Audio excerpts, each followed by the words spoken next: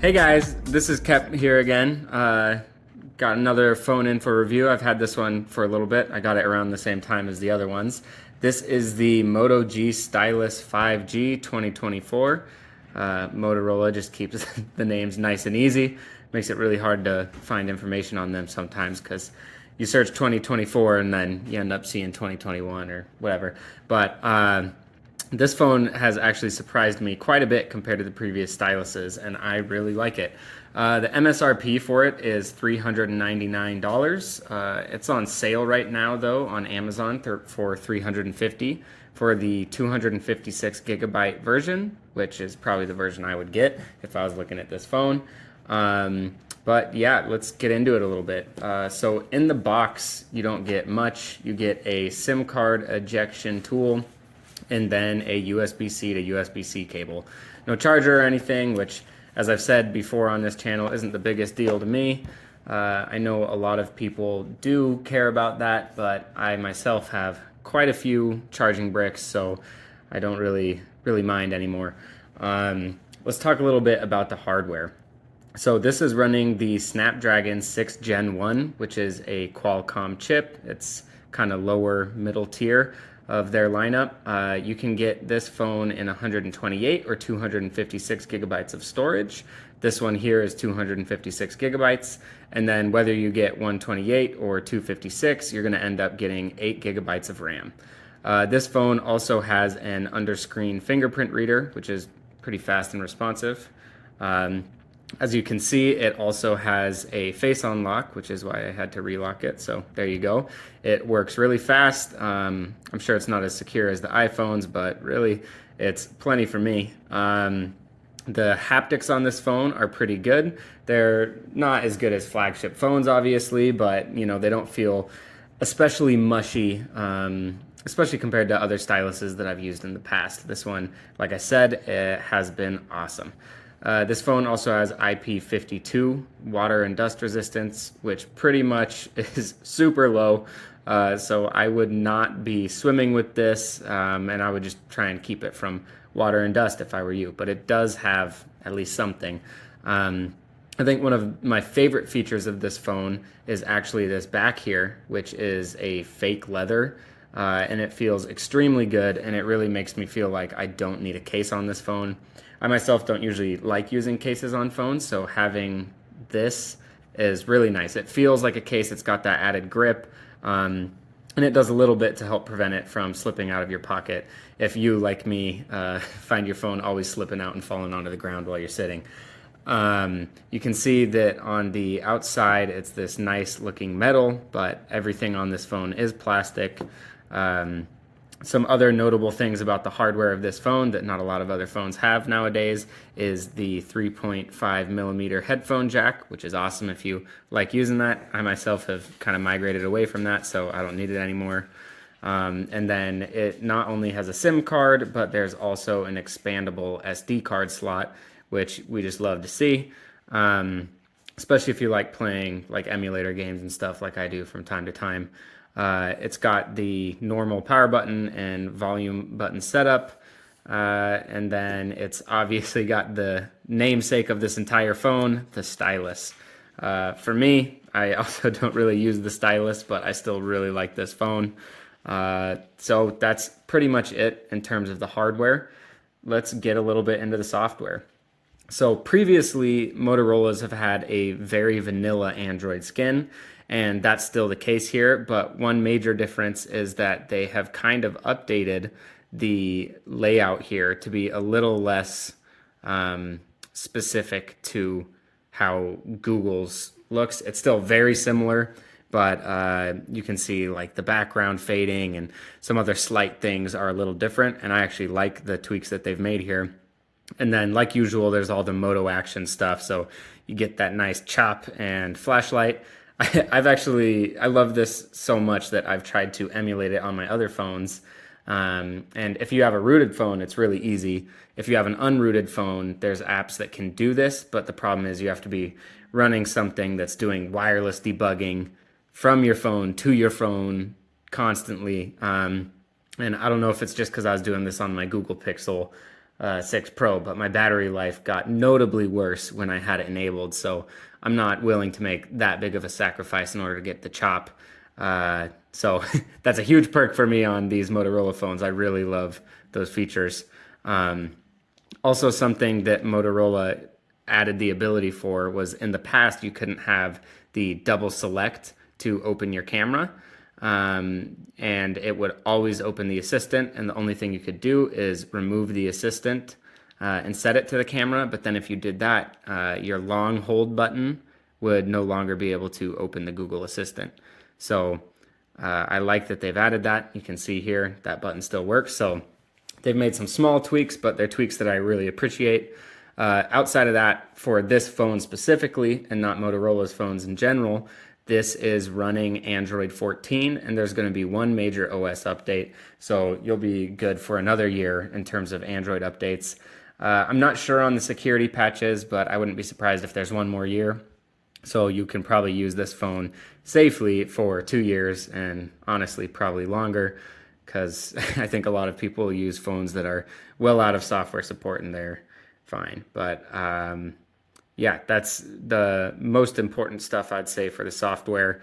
I guess one negative that I didn't talk about, mainly because I don't know if it's this phone or because I got a carrier locked version of this phone, there are these apps that are kind of like pushy, that are pre-installed by Motorola. So often you'll scroll down your little command center thingy and you'll get notifications from apps that you didn't install. Like I think one of them is called App Switcher, and they're trying to push games onto you, like whatever that new Supercell game is.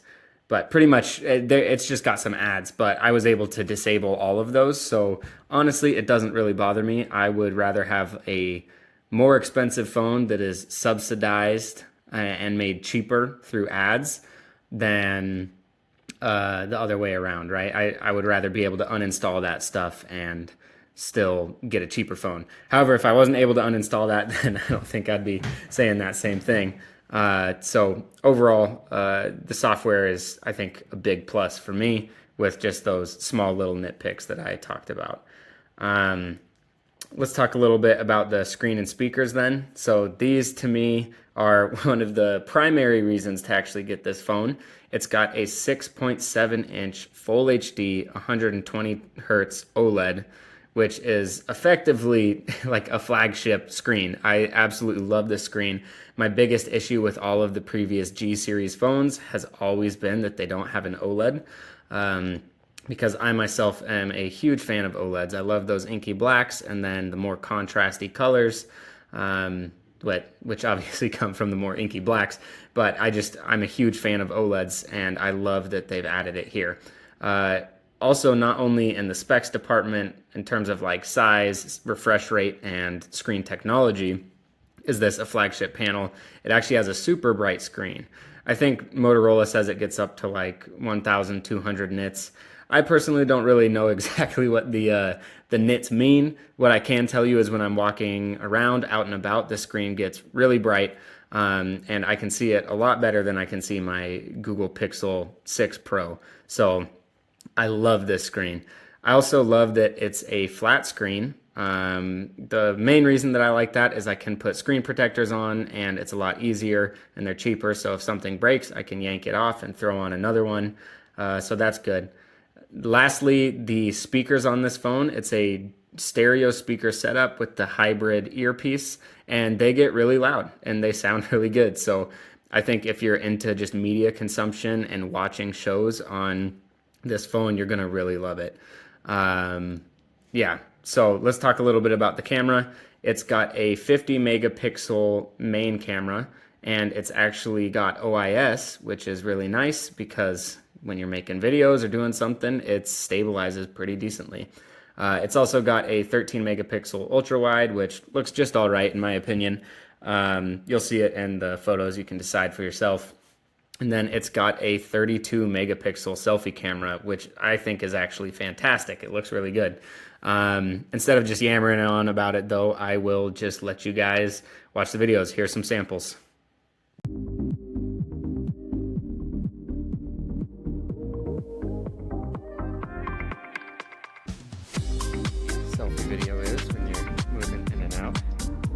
good. We'll see.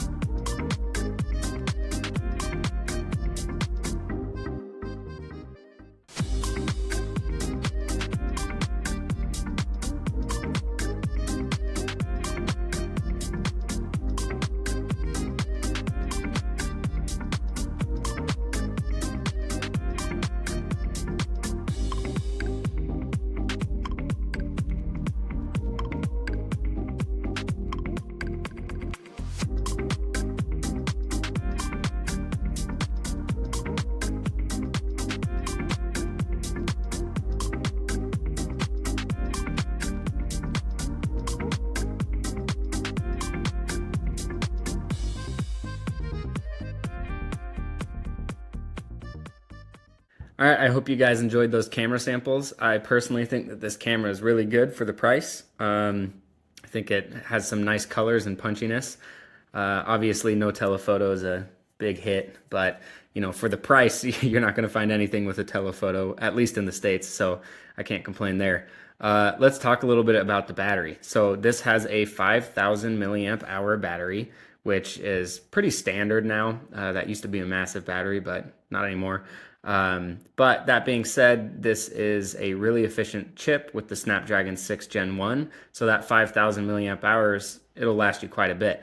I easily make it through a day, and it's the battery is just a lot better than my Pixel devices. So that's actually another one of the huge perks for this phone in my mind. Another good thing is that it's got 30-watt wired charging and surprisingly 15-watt wireless charging. I don't really use wireless charging, so to me that's not a big deal, but I know a lot of my friends will just park their phone on something and they always want it maxed up, which kind of hurts the battery. But you know, having that option is something that a lot of people have as like a non-starter. So really like that they included that there, and the 30-watt fast charging is much appreciated. Google really needs to take some notes. I think the 8A is at like 18 watts or something, and yeah, it's a lot slower. So I like that. The battery is awesome on this.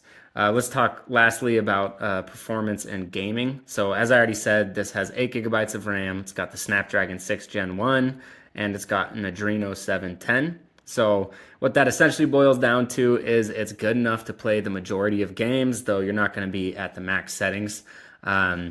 Whenever I get a phone, I like to do a little bit of emulation testing because I myself like to do that from time to time, especially now that I got one of those controllers on the side.